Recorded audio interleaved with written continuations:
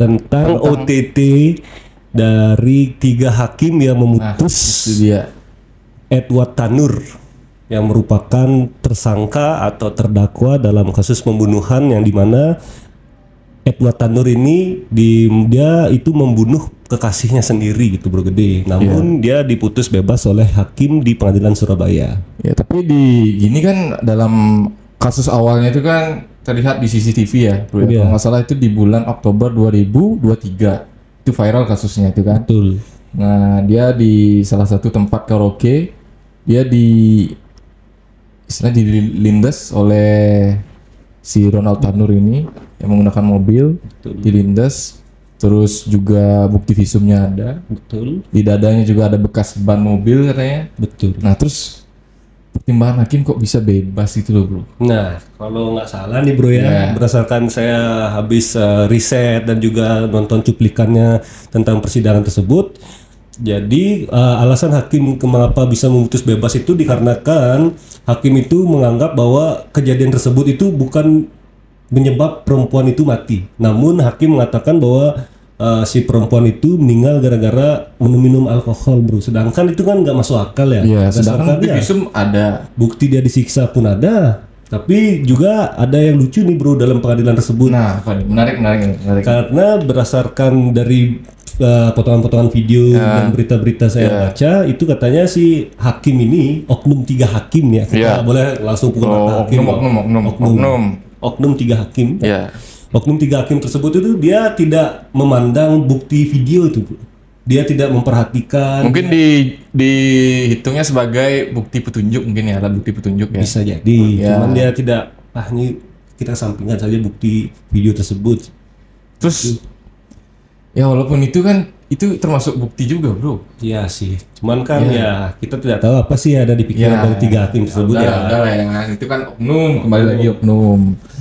Cuma ya itu sebagai pengamatan kita, mekanismenya lah agak kurang sesuai. Betul sekali Bro Gede. Kami menghormati ya para hakim sebagai penegak keadilan di negeri ini. Tentunya kita mengharapkan putusan-putusan yang terbaik lah oleh hakim. Karena juga ada istilah hakim itu kan tangan kanan Tuhan ya di dunia. Jadi kami memohon kepada yang mulia hakim yang terhormat untuk memutus putusannya yang seadil-adilnya. Ya terlepas perkara siapapun itu ya, karena sesuai dengan asas yang kita kenal, yaitu Asas apa itu Bro Gede? equality before the law. Iya. Artinya semua orang sama Di mata hukum.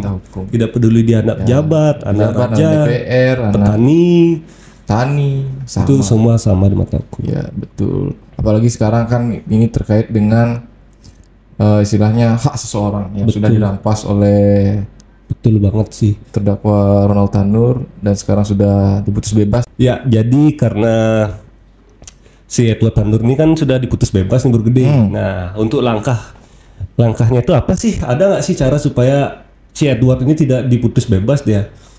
Nah, kalau berdasarkan apa yang telah saya baca ya, di berbagai artikel, berita-berita, nah ini kan kemarin sudah diputus bebas oleh majelis hakim DMA dan itu putusannya juga sudah inkrah. Betul. Dan sekarang hakim tersebut sudah jadi OTT dan sudah ditangkap oleh Kejagung dan sudah terbukti menerima suap dari Ronald Tanur dan juga pengacaranya juga. Pengacaranya bro ditangkap bro. Itu sih karena gimana ya? Karena mungkin orang tuanya bisa jadi ya mungkin merasa efek itulah apa namanya privilege. Iya, jadi orang bisa menganggap bahwa selama orang tuamu pejabat, kamu bisa melakukan apa saja di negara kita ini. Cuman kan itu nggak bisa ya. Ya bro, itu mah udah prinsip zaman dulu itu bro. Betul. Sebelum ada internet dan lain sebagainya. Sekarang apapun kasusnya harus viral dulu. Bisa, ya kan? Tapi kami sih berharap nggak harus viral dulu ya, karena kita berdua ini adalah seorang pejuang-pejuang hukum. Kami juga suka membantu orang-orang yang membutuhkan bantuan hukum. Jadi kalau misalnya dengan atas dasar no viral no justice, kami kadang merasa sedih. Ya sedih. Nah cuma kembali lagi pertanyaan Mayada tadi itu terkait dengan putusan yang inkrah itu, apakah bisa diupayakan kembali? Kalau menurutku bisa sih bro. Karena kan itu memang lahir dari apa ya, Problem mekanisme yang cacat lah di mata Iya. hukum ya kan, yang dibuktikan dengan ketiga hakim yang memvonis tersebut sudah OTT. bermasalah jadi OTT dan terbukti sudah menerima suap kurang lebih 20 miliar ya kalau nggak salah. Ya, 20 miliar dengan 3 mata uang asing. Ya, 3 mata uang asing. Kalau menurut saya masih bisa diupayakan baik itu banding ataupun kasasi nanti di Mahkamah Agung. Ya kan? Nah, terus kita kan mengenal juga ya teori bahwasannya sesuatu yang cacat pasti akan melahirkan suatu produk yang cacat juga. Betul. Apakah itu yang harus kita terapkan dan terima? Nah, itu kembali lagi kepada pejabat-pejabat kita yang berwenang, yakni jaksa dan juga di Mahkamah Agung. Ya. Kita kembalikan ke Jadi sebelum itu kami sangat mengapresiasi kinerja dari Kejagung karena Kejagung sudah berhasil mencium adanya indikasi ketiga oknum hakim tersebut sedang mungkin bermain kotor dan akhirnya sudah tertangkap tangan. Jadi untuk kinerja kami sangat bangga sekali atas kinerja Kejagung ini. Diharapkan untuk kedepannya Kejagung atau Kejaksaan Agung itu bisa meningkatkan lagi prestasinya di negara tercinta kita ini. tapi jujur akui luar biasa sih bro. Iya. Ya, dalam beberapa tahun terakhir ini Kejagung memang sedang gencarnya menangani kasus-kasus besar di Indonesia ya, dan saya rasa Kejagung ini punya integritas yang tinggi ya, Iya, dan betul kepercayaan sekali. yang tinggi di masyarakat gitu. Betul sekali bro. Dan PR-nya sekarang Kejagung adalah untuk menjaga kepercayaan masyarakat terhadap hal-hal itu agar tetap tegaknya keadilan di negeri ini. Nah dan juga nih Bro Gede ya pada kayaknya baru bulan lalu sih nih jadi perkumpulan hakim Indonesia tuh Nah, iya itu dia. dia mengadakan cuti bersama. Jadi hakim itu bisa dibilang demo untuk kenaikan gajinya karena gaji hakim sudah mungkin kalau nggak salah dari 2012 ya, 2012 atau 2013 itu gaji-gaji para hakim yang terhormat di negara kita ini tidak ada kenaikan secara signifikan. Dan juga menurut saya dengan range gaji segitu dan tingkat inflasi yang pada saat ini sungguh tinggi kan ya, apa-apa pada mahal, jadi wajar sih hakim Ya, itu wajar. menunjukkan itu karena dia juga posisinya sulit untuk tidak tergoda oleh disuap dan diintervensi dari pihak yang lain. Jadi gimana nih menurut Bro Gede nih? Ya kalau menurut saya sih sah-sah saja bro ya, hakim bro ya, untuk menuntut kenaikan gaji. Iya. Selama hakim tersebut yang pertama harus menjaga integritasnya sebagai garda terdepan dalam penegakan keadilan di negeri ini bro. Ya kan, yang dimana ya, seperti yang kita tahu kan profesi hakim itu adalah profesi yang mulia, yang dimana hakim dilarang hidup mewah-mewah, Betul. kelihatan hidup yang hedon, Betul. juga dalam gelap kemewahan lah pokoknya ya. Iya. Jadi wajar kalau menurut saya, karena ya namanya hakim kan juga perlu, selayaknya manusia perlu memenuhi kebutuhan pokok, kebutuhan hidupnya. Jadi saya rasa masuk akal lah yang dimana para penegak hukum yang lain yakni polisi, jaksa kan juga sudah dinaikkan gajinya. Jadi saya rasa masuk akal bro. Akan tetapi kembali lagi, integritas dari para hakim tersebut harus juga dipastikan agar tegaknya keadilan di negeri ini. Di samping itu juga itu tidak akan tidak boleh menjadi alasan hakim tersebut seperti tadi oknum-oknum hakim tersebut bermain atau Tidak netral lah dia. ya tidak netral dalam suatu kasus ya. Netral dalam menangani suatu perkara ya. Bro. Apalagi menerima suap itu kan suatu perbuatan yang tercela lah bagi profesi hakim yang mulia. Iya betul banget. Dan juga hakim itu kan kalau kita teliti dan telaah, hakim itu kan yang bisa menentukan nasib orangnya ya dalam di pengadilan, apakah dia divonis berapa tahun, apakah dia divonis bebas. Jadi kalau dengan tidak netral hakim ini kan bahaya jadi untuk kedepannya. Ada yang seorang yang memang sudah sepatut dan sewajarnya dia dihukum atas perbuatannya, namun karena kegoyahan iman hakim jadi dia diputus bebas, sama seperti kasusnya Edward Iya. Tabor ini Bro Gede. Tapi kami tetap yakin para hakim yang mulia di Mahkamah Agung pasti itu hanya beberapa bagian kecil lah Ya, debu-debu kecil lah. Ya, tapi kami tetap percaya pada yang mulia hakim, para hakim untuk menegakkan keadilan di negeri ini. Nah, terus berkaitan kembali lagi nih dengan kasusnya Ronald Tanur nih bro ya. Iya, gimana tuh bro gede? Nah, kalau kita dilihat kan bukan cuma kasusnya Ronald Tanur aja sih yang kita lihat ada kejanggalan-kejanggalan ya. Betul. Mario Dandi salah satunya yang dulu sempat menendang seorang anak di bawah umur ya kalau nggak salah ya, pria remaja, bukan di bawah umur sih itu, Teman sebaya sih itu. teman sebayanya ya.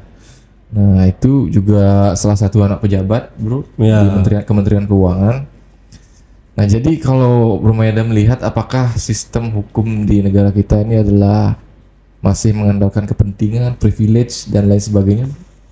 Jadi menurut saya untuk aturan-aturan yang ada di Indonesia ini sudah bagus, cuman ya balik lagi itu semua tentang hasrat dari manusianya. Iya benar, setuju. Betul, apakah dia sekarang kalau misalnya dia divonis, anggaplah dia didakwa dengan apa tuh hukumannya maksimal, tapi misalnya tiba-tiba ada sebuah pelicin, apakah itu bisa menjadi pemangkas dari hukumannya, itu kan tergantung iman lagi ya. Gitu. Iya.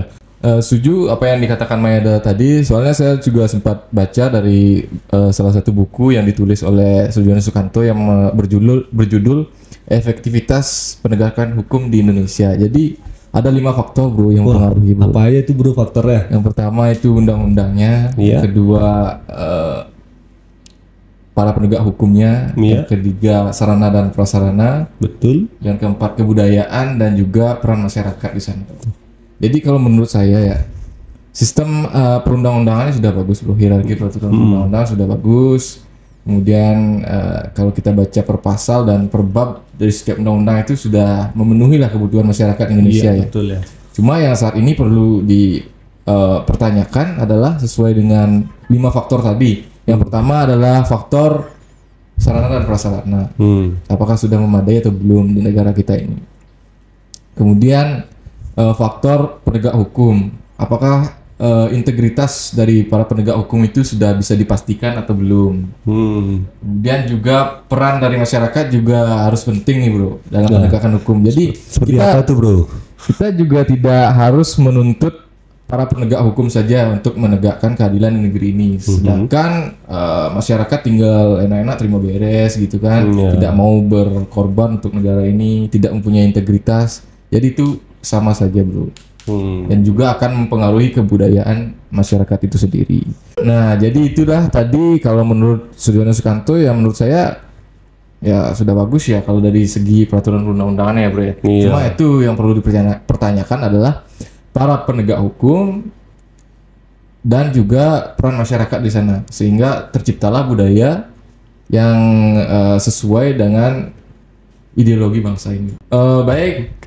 Mungkin sekilas pembahasan kita tadi ya dalam podcast episode ke-8 kali ini. Sebelum kita tutup mungkin ada pesan-pesan yang akan kita sampaikan mungkin dari Bro Mayada dulu. Untuk inilah untuk yang pertama itu untuk masyarakat Indonesia 5 tahun ke depan karena sudah ada sistem pemerintahan yang baru kan, menteri, presiden dan juga harapan terhadap sistem hukum di Indonesia untuk ke depannya.